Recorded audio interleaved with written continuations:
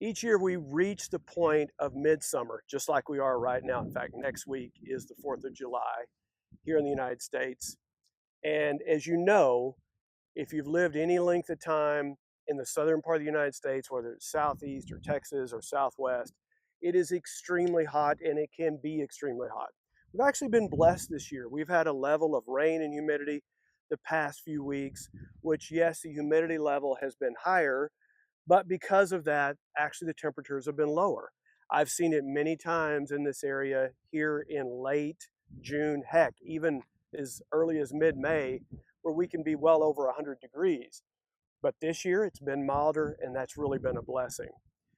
But one of the questions that comes up this time of year, midsummer, now all the way, heck, in Texas we can have 100 degrees in late October. How much do I water my garden? And that's a number one question that I always get when people ask me about gardening. And the answer can be rather difficult to answer because it can depend on where you live, it can depend on rainfall, it can depend on cloudy days. Lots of things affect it. But one of the things I'll tell you, first of all, how we water here at Whirlwind Family Farm. If you look right down that row, you'll see that drip system, which these are some peppers that were recently planted. And we like to use a drip system really for two reasons. One is it puts the water exactly where it's supposed to be, right there at the plant going down to the root system.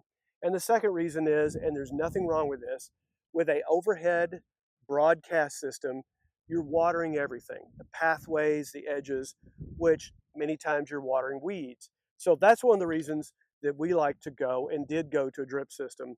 And two good reasons right there. And it does use less water, which is less stress on our wells, and that's important for us as well. But back to the question of midsummer, late summer watering, and what you've got to do is you've got to gauge it on the plant and the weather that you're dealing with. So I'll turn around here and you can see those are fairly large now midsummer okra plants. If you look down here, those are black-eyed peas. Here are some of the flowers that my wife plants each year to bring in pollinators. And as we step over here, you're going to see green beans that are right there. And of course, we have our squash, which now is kind of in its mid-season. And they all go through their life cycles. Over there are pole beans going along and some big sunflowers there in the back. So as you see those, they have their water requirements. Now, I will caution you on something. When it's this hot and it's midsummer, there's a temptation to overwater. We don't have that problem a lot out here because we are hotter and drier.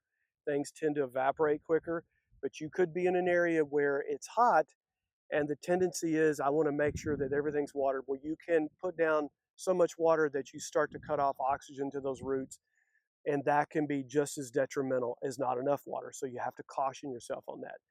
That's an easy thing, an easy mistake to make because in your trying to care for the plant, you tend to overwater. But as I've said many times, you have to do two things. You have to consider the water needs of that plant. As I look over to this high tunnel over here to my left, we have indeterminate tomatoes in there that can be up to 10 foot tall. Over on what we call our east tunnel, we have trellised cucumbers in there. And both of those type of vegetables are very water thirsty. They're going, especially with cucumbers, they're going to take a lot of watering. So kind of a rule of thumb for us here in midsummer is about an hour every other day with our drip system. That works for us. But here is the bottom line, the surefire method that I've talked about several times that you have to do to know for sure that you have enough water down on those rows in your beds for your plants. So as I walk over here to where these squash are at, is you really have, these were watered yesterday, you really have to get your finger down in that soil, down in there and see and feel. And I just get my finger down in there. And when you do that, you're just getting an idea of how much moisture is there. And as I can tell right now, as I feel, I can see that this is very wet, it compacts. So we've got plenty of moisture in that soil. So I know that today it's not going to be a need for watering because yesterday we watered there. And I kind of know the schedule of these plants. But if there's ever a doubt in your mind, you've got to get your hand in the soil and feel. If it's soggy and really, really wet, you know that you've overwatered and you need to wait several days or before it starts to get a little dry. I'd rather it be a little dry than too wet. And you can tell by the look of your plants. If they start to be some wilting, you know that watering is probably needed. But really, it boils down to just that simplicity of it, mechanics that you may say that you've just got to feel and know your area. Of course, if you're over in the Southwest, New Mexico, Arizona, parts of California, it's extremely arid. You're going to have to really be diligent about your watering. If you're places in the Southeast where you get more rain, of course, it's just going to require less. The same thing where you may be in the northern part of the United States where it's cooler and there's less evaporations. So it's that simple. Hope that helps. Blessings over you, your family, your garden. We know you're going to do great. We always have a video over here that'll take you further along in that process. Check that out. We really appreciate it. Helps out the channel when you like, subscribe, hit that bell for notification, and share and make comments. We do appreciate it. Thanks. Take care from Whirlwind Family Farm. Talk to you soon.